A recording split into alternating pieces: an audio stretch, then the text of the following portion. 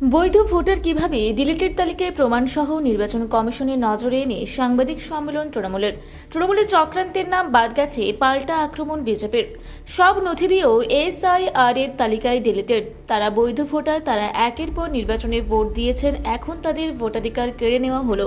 Deleted তালিকায় থাকা এমন 6 জন বৈধ ভোটারদের নিয়ে বাঁকুড়া তৃণমূল ভবনে সাংবাদিক সম্মেলন করে নির্বাচন কমিশনের বিরুদ্ধে প্রতারণার অভিযোগ বাঁকুড়া সাংগঠনিক জেলা তৃণমূলের সভাপতি তারাশঙ্কর রায়ের। তৃণমূল সভাপতির দাবি, সামান্য বানান ভুলে এদের নাম বাদ দেওয়া হয়েছে, এর দায় নির্বাচন কমিশনের। বিজেপির কথাই, এইভাবেই বৈধ ভোটারদের অকারণে বাদ দিয়ে মানুষের সাথে প্রতারণা করছে নির্বাচন কমিশন। নিরপেক্ষভাবে নির্বাচন কমিশন এই বৈধ ভোটাররা যাতে ভোটাধিকার ফিরে পান সেই দাবি তুললেন।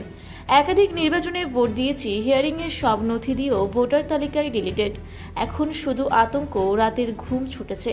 পরিবারের সকলের নাম আছে অথচ আমি নেই। এটা কেমন বিচার? ভোটাধিকার যেন ফিরে পায় এমন দাবি ডিলিটেড ভোটারদের।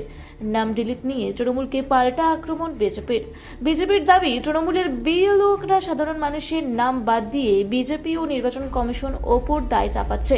তৃণমূল এভাবেই এখন শুধু বিভ্রান্ত ছড়াচ্ছে। ধন্যবাদ প্রত্যেক সাংবাদিককে। আজকে আপনাদের কাছে আবার আমি বাঁকুড়া জেলা তৃণমূল কংগ্রেসের পক্ষ থেকে, সাংগঠনিকের পক্ষ থেকে আপনাদের কাছে আবার প্রমাণ তুলে ধরছি যে এসআইআর এর কীভাবে প্রতারণা করা হচ্ছে তার প্রমাণ আপনাদের সামনে তুলে ধরছি।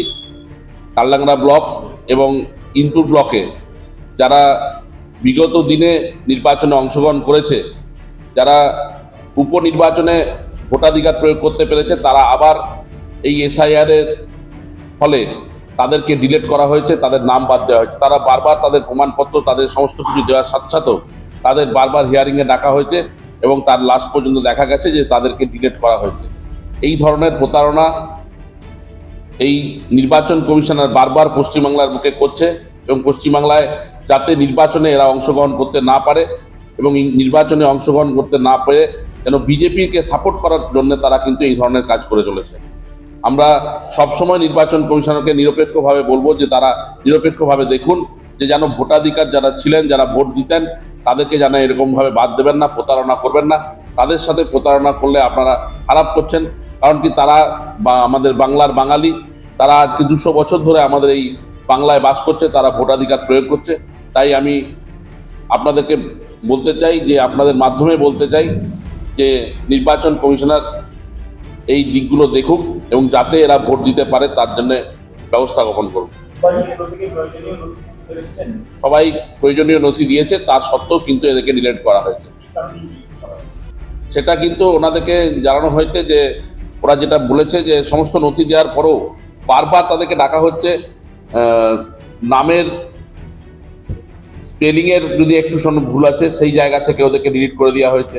কাউকে দেখা যাচ্ছে যে যাদের টাইটেল কোনো আছে মাঝি, সে মাঝি লেখাতে MAJI লেখে, কেউ MAJI লিখে, সেই রকমভাবে বাদ দেওয়া হয়েছে।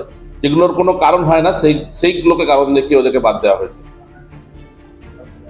অবশ্যই আমরা নির্বাচন কমিশনকে আপনাদের মাধ্যমে জানাচ্ছি এবং আমরা নিজেরাও লিখিতভাবে তাদেরকে জানাবো যে এই জিনিসগুলো আপনাদের দেখা এবং এগুলো যেন শুদ্ধিকরণ হয় এবং তারা যেন আবার নির্বাচনে ভোট গ্রহণ করতে পারে। নিশ্চয়ই রাজনীতিতে আমরা গন্ধ পাচ্ছি যে এই ধরনের গোটা পশ্চিমবাংলায় 1 কোটি মানুষের নাম বাদ দিয়ে যাতে বিজেপিকে জোর করে ক্ষমতায় আনতে পারে বাংলাদেশের চেষ্টা চলছে।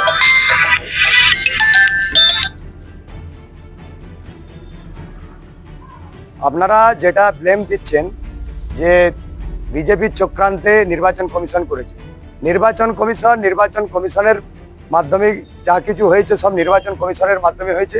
নির্বাচন কমিশনের পার্ট আলাদা আর রাজনৈতিক দল হিসাবে বিজেপির পার্ট আলাদা। এটা আম জনতা বা তৃণমূলের কার্যকর্তা বা নেতা নেত্রীদের জানা উচিত যে এটাতে বিজেপির কোনো হাত নেই। হাত আছে তৃণমূলের, হাত আছে তৃণমূলের বিএলওদের দ্বারা সমস্ত আম জনতার নাম কিভাবে বাদ দেওয়া যায় এবং বিজেপিকে কিভাবে ব্লেম দেওয়া যায় এটা চেষ্টা করেছে। এমনকি আমাদের কার্যকর্তা, আমাদের বাঁকুড়া বিধানসভার একজন মন্ডল 2 এর ভাইস প্রেসিডেন্ট, তার নামও ডিলিট করে দিয়েছেন। তৃণমূলের বিএলওদের দ্বারা চক্রান্ত করে নির্বাচন কমিশনের মাধ্যমে এই ডিলিটের ব্যবস্থা করা হয়েছে। তারপরে তো নির্বাচন কমিশন টাকার করে তারা বিভিন্ন নথিপত্র দিয়েছে।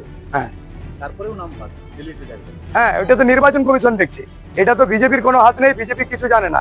এটা যা কিছু করেছে তৃণমূল যোগ সাজিদ করে বিজেপিকে বেগ দেওয়ার জন্য নির্বাচন কমিশনের সঙ্গে বিজেপির যে আতাত সেই আতাতের যে ভুল মানুষকে ভুল ভ্রান্ত ধারণা একটা সৃষ্টি করার জন্য এই ব্যবস্থা করেছেন।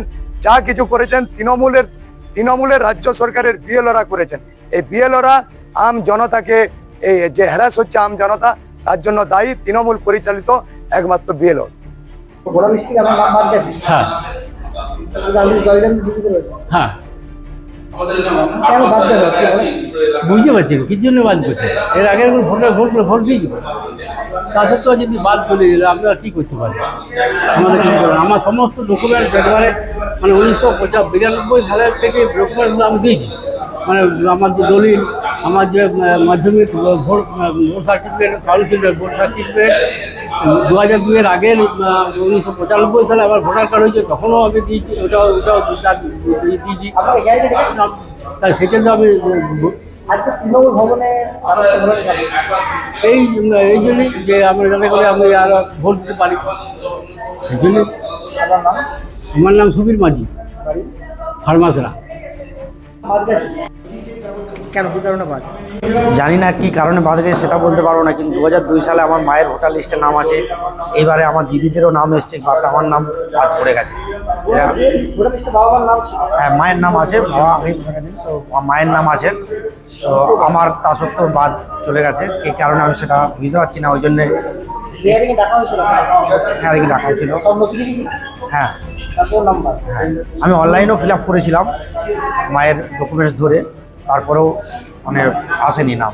কি কারণে বাদ হতে পারে কোনো কী কারণে বাদ হয়েছে এটা আমি ঠিক বলতে পারবো না, কিন্তু খুব চিন্তায় আছি, বাদ পড়ার কারণে খুব চিন্তায় আছি। সবাই বাড়ির লোকও, আমি তৃণমূল ভবনের দ্বারস্থ হয়েছি। হ্যাঁ, যাতে ভোটার লিস্টে আমি আবার এখানকার নাগরিক হিসাবে ভোট দিতে পারি বা এখানে নাগরিকত্ব আমি পাই, তার জন্য আমি আজ এখানে তৃণমূল ভবনের দ্বারস্থ হয়েছি।